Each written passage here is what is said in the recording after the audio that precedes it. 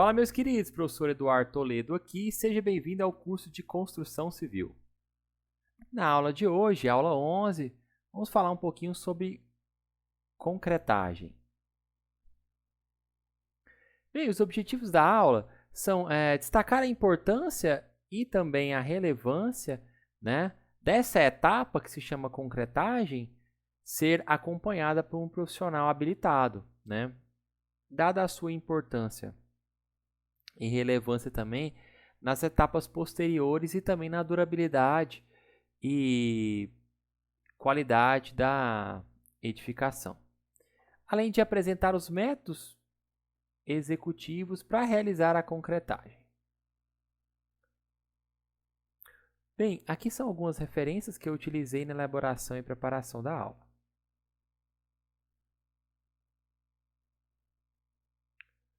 A concretagem, pessoal, é a etapa chamada de etapa de finalização de outras atividades relacionadas aos elementos que compõem uma edificação. E aí, para que a concretagem ocorra de forma eficaz, segura, né, é preciso que todas as etapas realizadas anteriormente, né, sejam verificadas e acompanhadas por um engenheiro ou por um profissional habilitado. Nós vimos na aula 10, pessoal, eu vou até destacar aqui, que foi a aula anterior, onde nós falamos sobre armadura, o procedimento de armação, né? Algumas dessas etapas. Vamos recordar aqui para a gente retomar o assunto. Então aqui, pessoal, nós estamos com estruturas de concreto armado, né?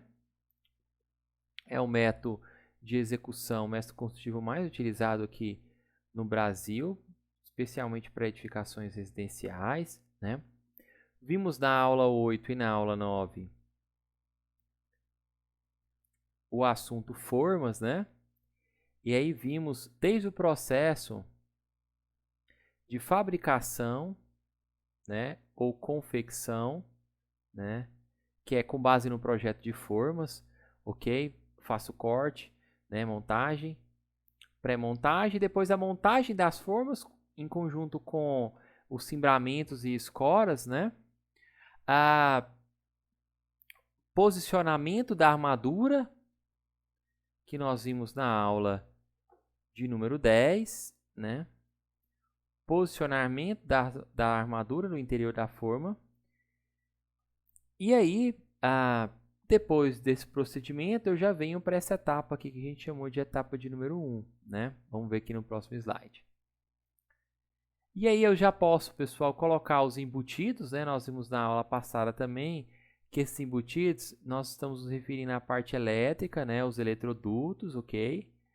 Tanto nas vigas quanto na laje, né? E também a parte hidráulica, ok? Aqui nós temos toda a parte de dosagem, né? E mistura da massa que compõe o concreto, ok? Verificação se está tudo ok, desde armadura, montagem das formas, embutidos. E aí sim eu faço o lançamento, né? É uma dessas etapas que a gente vai ver hoje, né? Uma das etapas da concretagem é o lançamento.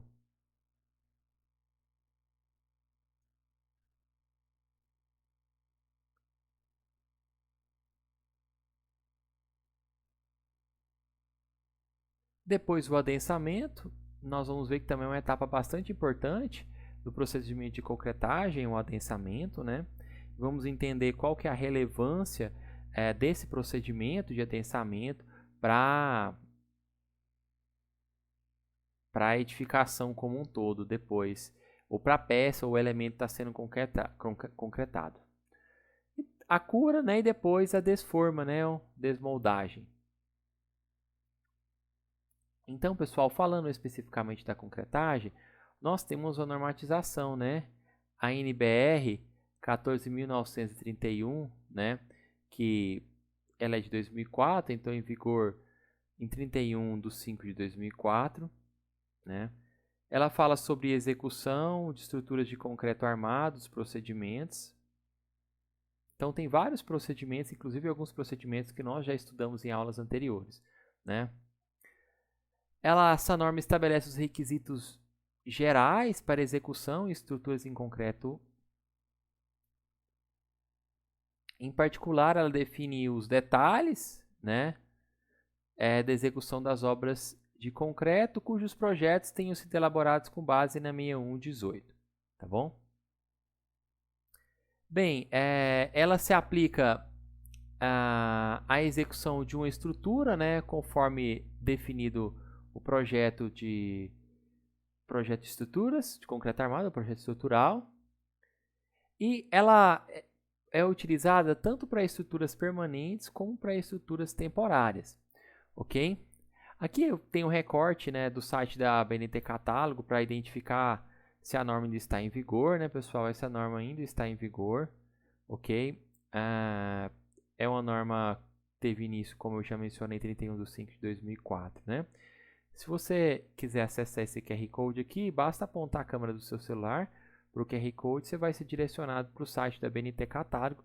Você consegue observar a validade dessa norma, bem como de outras normas que você quiser também realizar a consulta, tá bom? Sempre costumo dizer a meus alunos que é extremamente importante verificar a validade de uma norma, porque essa norma nós utilizamos como referência, tanto na elaboração de projeto, quanto para a definição dos procedimentos para realizar a execução, ok?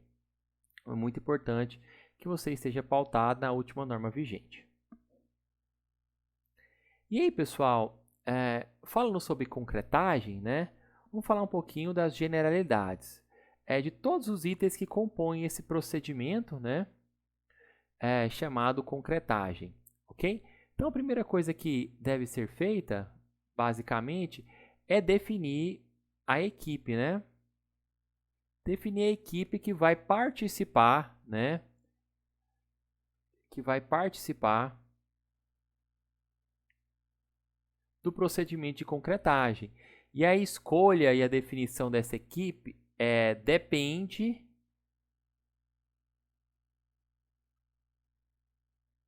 de alguns fatores. A gente vai falar sobre eles mais adiante, né? Se eu vou utilizar 11 funcionários, 4 funcionários, né? Depende de alguns fatores que a gente vai mencionar já já, né?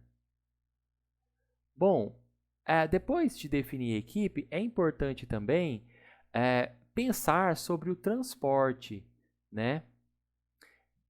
Organizar, né? Nós chamamos isso de programar, né? Organizar como o transporte vai ser realizado, como eu vou transportar o concreto justamente para o ponto onde a concretagem vai ser realizada, ok? Esse processo de transporte, pessoal, ele pode ser feito de diversas maneiras, né?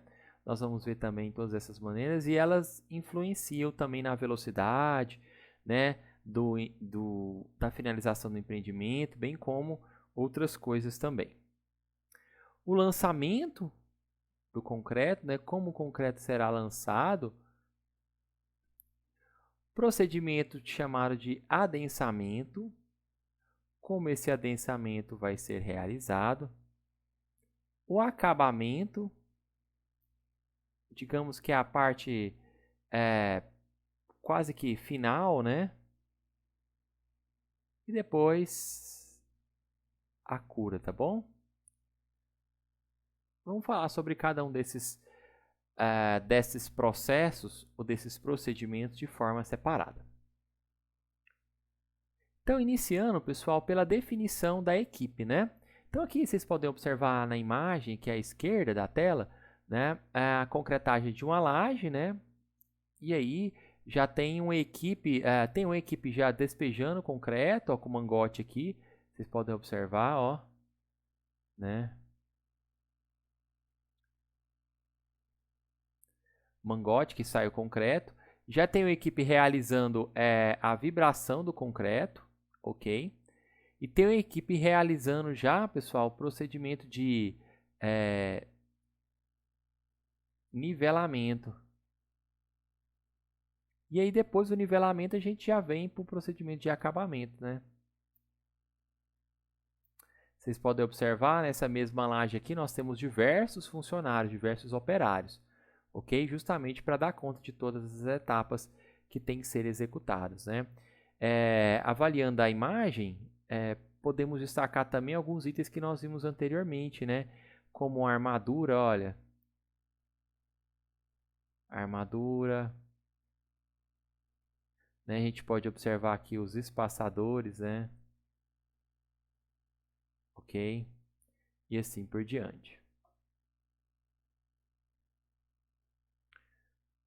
E aí, para definir essa equipe, nós temos que considerar alguns fatores. Quais seriam os fatores mais relevantes a serem considerados para a definição da equipe, né?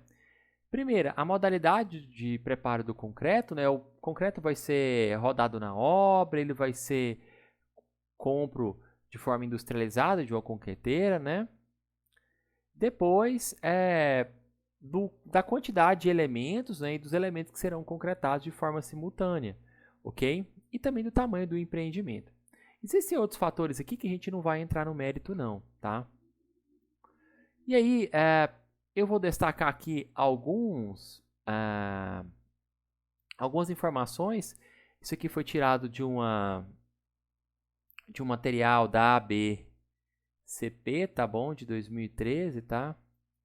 Que é a Associação Brasileira de Cimento Portland, tá?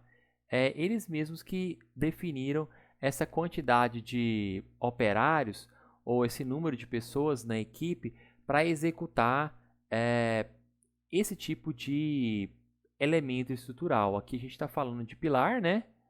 Com método de bombeamento, ok? Então aqui está falando que para esse tipo de situação, o ideal seria 5 pessoas na equipe, né? Dessas 5 a gente teria uma para realizar processo de vibração, ok? Ok, que manipularia o vibrador, né? Que é o processo de adensamento. Vamos falar sobre essa etapa já mais adiante, né? Uma pessoa que seria o ajudante geral, né? E 3 pessoas para manipular, justamente para mudar toda a tubulação, né? Mangote, e aí acompanhar esse procedimento, beleza? E aí nos próximos slides nós vamos ter a quantidade necessária de acordo com a BCP, né? Para cada um dos elementos que nós vamos destacar aqui, ó. E aí eu não vou me alongar em cada um deles, eu apenas vou mostrar para vocês, né? Aqui se eu tiver um pilar com elevador, né? Então, o processo de levar concreto vai ser por elevador. Então, eu teria que ter uma equipe com 8 funcionários, né? Aqui no lado de cá foi 5, né? Aqui já é 8, né? O transporte seriam 5 pessoas, acabamento 1 pessoa, para fazer o procedimento de adensamento 1 pessoa, mais um ajudante geral.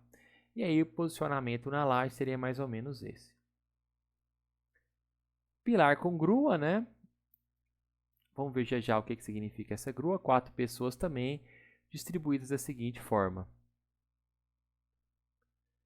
Viga mais a laje com bomba, né? Eu tenho um número maior de pessoas, olha, 11 pessoas.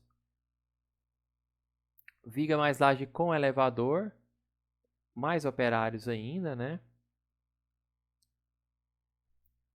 E aí, o procedimento de transporte, pessoal. Falamos de definição da equipe, agora vamos falar de transporte. E aí, pessoal, o transporte vai depender o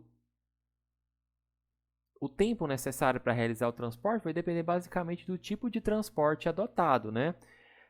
Nós temos desde o transporte mais simples, nos próximos slides eu tenho imagem desses procedimentos aqui, né, até os mais elaborados para empreendimentos e obras de maior porte, né? Temos desde o carrinho de mão, pessoal, que possui como principal característica ele não é tão produtivo, né? Ele é improdutivo, né? Ele possui apenas uma roda, né? E aí isso provoca e ocasiona uma dificuldade de equilíbrio, especialmente porque o carrinho ele é enchido quase que até a sua capacidade máxima, né? Ok? Então, para volumes menores do que 80 litros é possível utilizar. A jerica aqui está escrito com G, tá? Essa tabela também tirei daquela apostila da ABCP, né? termo correto seria escrito com J. Ok? Então, para um volume de concreto um pouco maior do que o carrinho de mão, né? Entre 110 e 180, né? Essa jerica, pessoal, ela é basicamente uma evolução do carrinho de mão. Ok? Ela já possui 2 rodas, né? E aí, isso facilita o equilíbrio, né? Melhora o equilíbrio. E também, ela possui uma capacidade maior, ou seja, eu consigo colocar um volume maior de concreto, né? Então, com isso eu consigo fazer menos viagens, o que aumenta a produtividade, né? Ela é muito utilizada, especialmente quando eu tenho uma movimentação horizontal, né? De um ponto para outro, né? Sem haver muitas mudanças de níveis, é facilitado. A grua e caçamba, né? Para um volume um pouco maior, de 350 a 500 litros, né? Ela é muito utilizada quando eu tenho movimentação horizontal e vertical ao mesmo tempo, que eu consigo transpor nível diferente, né?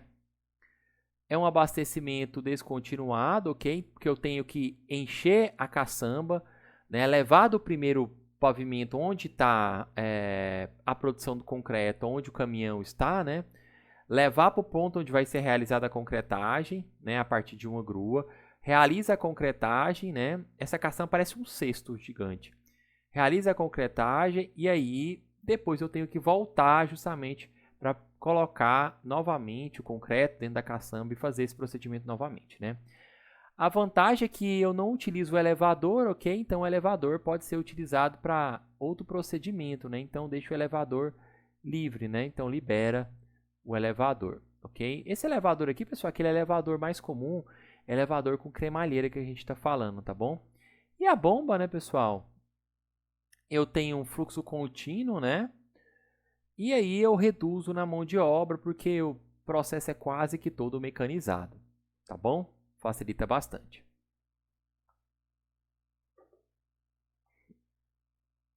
E aí, aqui vem a pergunta. Então, sabendo de todas essas maneiras de realizar o transporte, todas as maneiras de realizar o transporte, carrinho de mão, jerica, grua e ainda a bomba, qual desses sistemas eu devo utilizar? E aí, a resposta é que depende de alguns fatores, né? E aí, os principais fatores envolvidos são a produtividade que eu quero alcançar. Então, eu quero finalizar os procedimentos de concretagem de maneira mais rápida, né? E aí, o custo para isso, com certeza, é maior, né? E aí, eu tenho um volume muito grande de elementos estruturais para serem concretados. Então, eu preciso de um volume muito grande de concreto. Então, eu preciso justamente de um sistema que comporte um volume maior.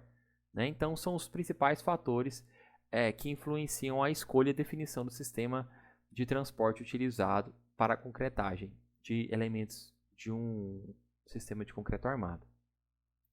Aqui, nós temos, no exemplo, pessoal, o carrinho de mão, como mencionei, né? Ó, então, aqui eu tenho um operário, né? Um trabalhador da construção civil. Aqui, pessoal, perceba que o carrinho de mão ele possui uma roda apenas, né? E aí, tá vendo que ele está carregando um volume grande, né? Tá acima da parte superior do carrinho, inclusive, de mão, né? E aí é preciso que exista um equilíbrio muito grande, né? E uma força física muito grande do operário para que ele consiga manusear isso e especialmente levar de trechos maiores sem que aconteça nenhum tipo de problema. E aqui do lado direito, a gente tem a jerica, você pode observar aqui que ela já tem 2 rodas, né? E aí ela comporta também um volume maior, né? Comporta um volume maior e aí eu consigo fazer a movimentação, né? Levar o concreto de um trecho para outro, especialmente se esse trecho for horizontal, com essa maneira de realizar o transporte aqui. Aqui ao lado esquerdo a gente consegue ver justamente, pessoal, a caçamba, tá bom? Ó. Caçamba, né? E aqui a grua, ok? Geralmente, para esse tipo de sistema, é recomendável que eu tenha pelo menos 2 caçambas, ok? Então, eu abasteço uma caçamba, Conecto a grua a essa caçamba, levo o concreto para o local onde eu tenho que realizar a concretagem, beleza? Realizo a concretagem, né? Perceba que nesse sistema aqui, concretagem é feita por gravidade, então o concreto por gravidade vai descendo, né? Ok? Desde a parte superior da caçamba até a parte mais baixa, né? Depois, eu desço para o local onde eu estou realizando a adição do concreto aqui no interior da caçamba, né? E pego a outra caçamba que já está cheia, né? Faço o procedimento de novo, enquanto isso, a equipe enche a caçamba que está vazia lá, né? E aí eu ganho tempo e acelero o procedimento de concretagem, tá bom? Por isso que ele é chamado de um método não contínuo, porque tem um intervalo de tempo entre o procedimento de terminar a concretagem. Então, acabou o volume dessa caçamba, eu tenho que trocar a caçamba, né? Depois voltar de novo com a caçamba cheia para realizar a concretagem. Aqui do lado direito, pessoal, a gente já tem um sistema de bombeamento, né? Aqui, pessoal, olha, nós temos um caminhão lá embaixo, né, que está com concreto. Aí o concreto, ele passa por esse sistema aqui de bombas, olha, por essa tubulação, e ele é despejado num local onde deseja-se realizar a concretagem, né? Então, é um processo contínuo, eu consigo realizar a concretagem até finalizar o volume disponível no caminhão, ok?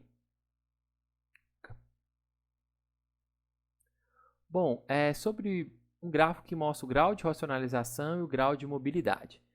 Então, nós temos aqui a jerica, né, com carrinho de mão, com baixo grau de racionalização e também um baixo grau de mobilidade, mas em compensação eu tenho um custo mais baixo para a implementação desse sistema, ok? Aqui eu já tenho um elevador de carga, né, pessoal? Não foi nem demonstrado esse elevador de carga, é quando eu subo com a jerica, com o carrinho de mão, no concreto, com concreto, né, pelo elevador, depois realiza a concretagem. Já é um método com baixo grau de mobilidade, mas já é um grau de racionalização um pouco melhor, né? A gente já está aqui caminhando para o médio. E a gente tem aqui a grua, né? E aí nós temos o último, que é a bomba de concreto, né? Que aquele foi a última imagem que eu mostrei para vocês no slide anterior, no lado direito. Eu tenho um sistema de transporte de concreto que eu tenho um grau de racionalização alto e eu também tenho uma grande mobilidade, onde eu posso posicionar, né, justamente o mangote aonde for preciso para realizar a concretagem. Claro que eu tenho que ter um espaço justamente para posicionar o caminhão e executar as manobras e os pontos onde serão realizadas a concretagem. Aqui, pessoal, se eu utilizar o elevador mais as jericas, né, eu tenho a produtividade um pouco pior, né? Então, aqui está a jerica, né? Ó. Aqui está a jerica. Aqui está o operário. Ok? O operador. Né? Perceba que eu estou posicionando o interior do elevador com cremalheira, né? E aí ele sobe até o local onde está sendo realizada a concretagem e eu retiro essas jericas aqui, né? E aí eu necessito de mais mão de obra, ou seja, mais operários, justamente porque eu tenho que fazer todo esse procedimento de manipulação e de transporte, né? E quando é recomendável o uso desse tipo de sistema? Obra que não tem a grua, né?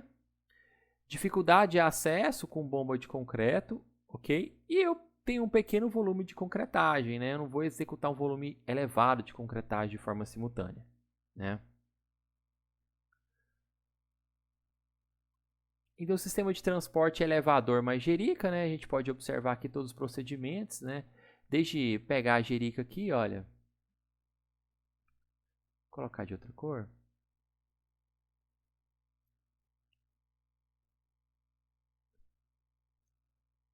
Então, a primeira parte, depois eu vou encher a jerica justamente com o concreto que veio aqui nesse caso não foi rodado na obra, veio da concreteira, né, no caminhão de concreto, ok? Depois receber lá no pavimento onde está sendo realizada a concretagem, né, Essa jerica aqui é deixada no interior do elevador, o elevador sobe e chega no pavimento onde está sendo realizada a concretagem aqui, no passo 3. Aqui eu levo a jerica até o local, né, pessoal? Passo 4, já levo a jerica até o local onde tem a peça que eu quero realizar a concretagem, né? Eu vou despejar todo o concreto, ok? Né? É o passo 5. Depois, enquanto um operário, um trabalhador, ele já leva essa jerica para o elevador para descer e ser feito o abastecimento novamente, outros já vão fazendo o procedimento de espalhar, né? Então aqui nós temos um gráfico, né, que mostra basicamente a velocidade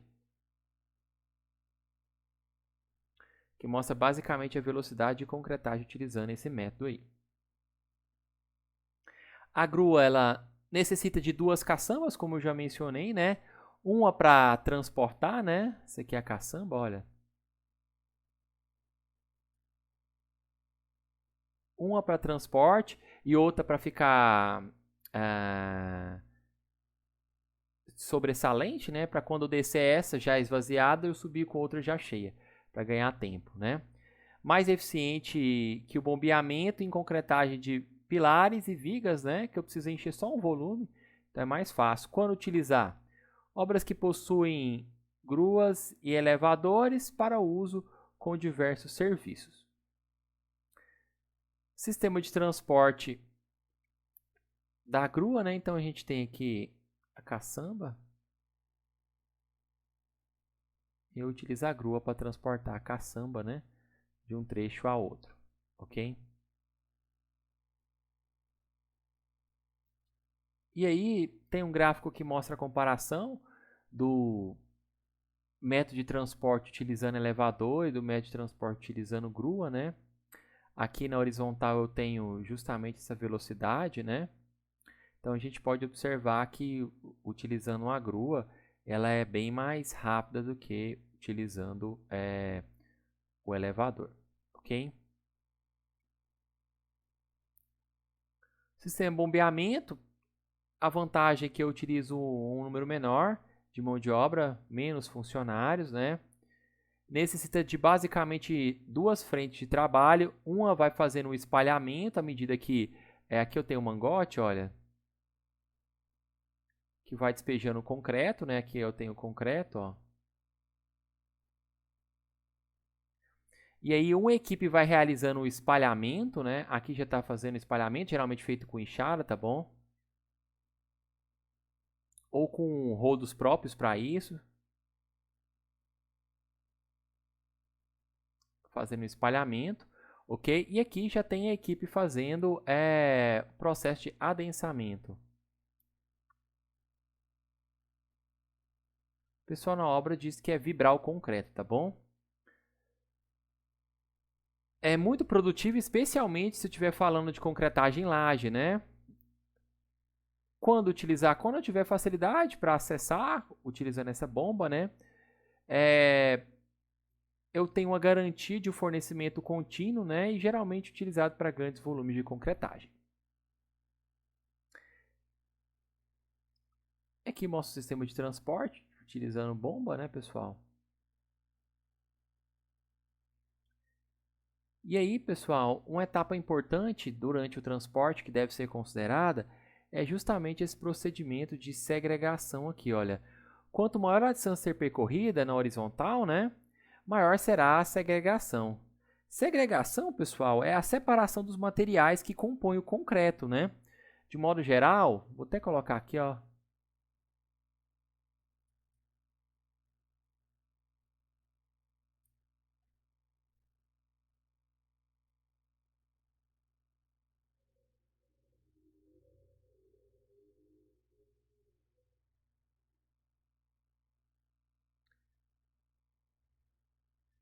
Separação dos materiais que compõem o concreto, ok?